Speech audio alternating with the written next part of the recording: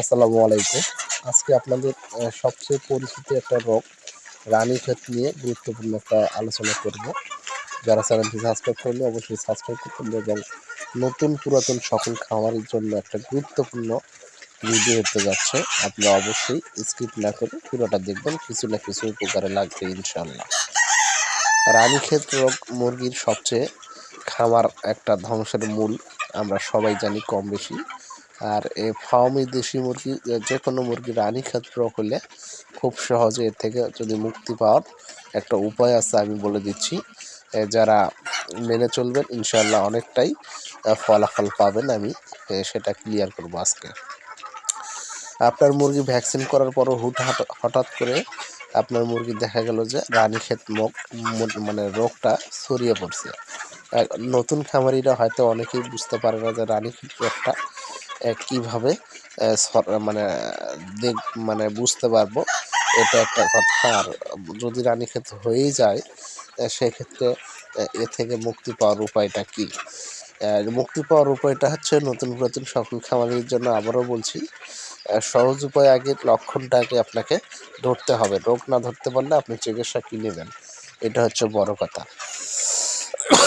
যাই হোক, রানীক্ষেত রোগটা হচ্ছে এইভাবে পরীক্ষা করবেন। যখন দেখবেন মুরগিগুলো সবগুলো এক জায়গায় থাকবে চুপচাপ, মুখ দিয়ে লালা পড়বে, পায়খানা চুনা পায়খানা করবে পাতলা, প্লাস খাবার ঠিক মতো খাবে না। আপনারা দেখতে পাচ্ছেন এই যে দেশি মুরগিগুলো খাবার খাচ্ছে কত সুন্দরভাবে।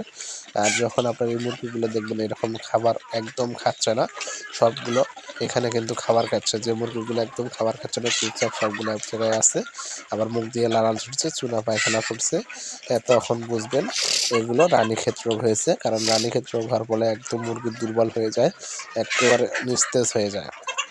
আর আক্রান্ত রানীক্ষেত হওয়ার সাথে সাথেই ওই মুরগিকে আলাদা করবেন, আলাদা করে চিকিৎসা দেওয়া শুরু করবেন। তাতে করে আপনার খামারে রানীক্ষেত মুরগির রোগটা মানে ছড়াবে কম, অর্থাৎ বাকি মুরগিগুলোকে এই আক্রান্ত করবে না।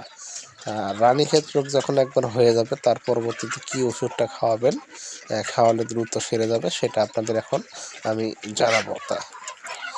আপনার রানীক্ষেত মুরগি হলে মানে যখন নিস্তেজ হয়ে যায়, না খাওয়ার কারণে শরীর ব্যথা, একদম জ্বর, সব ধরনের একটা চাপ দেয়, এক্ষেত্রে প্রথমে আপনি জ্বরের যে প্যারাসিটামল সেটি খাওয়াবেন, অথবা ফার্স্ট বেড পাউডার আছে ওটাও খাওয়াতে পারেন।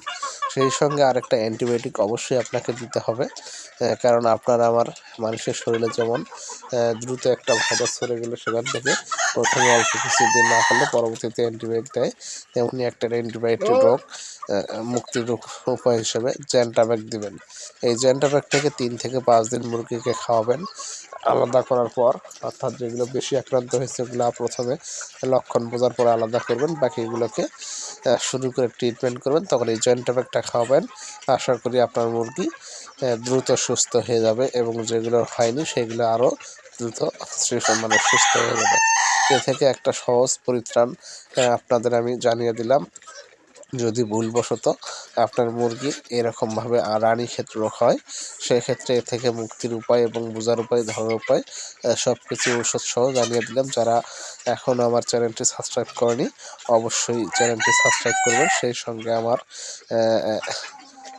বীজ ডিম এবং ফার্মি মুরগি আপনারা দেখতে পাচ্ছেন, এগুলো বীজ ডিম এবং বাচ্চা উৎপাদন শুরু করছে। চাইলে বুকিং নিতে পারেন। যারা বাচ্চা ও বীজ ডিম প্রয়োজন করবে আমার সাথে অবশ্যই যোগাযোগ করবেন ইনশাআল্লাহ। সেই সঙ্গে যারা প্রথমে 200 বাচ্চা অর্ডার করবেন তাদেরকে আমি 10টি বাচ্চা ফ্রি সার্ভিস, অর্থাৎ সুখবর, প্রথম অর্ডারকারী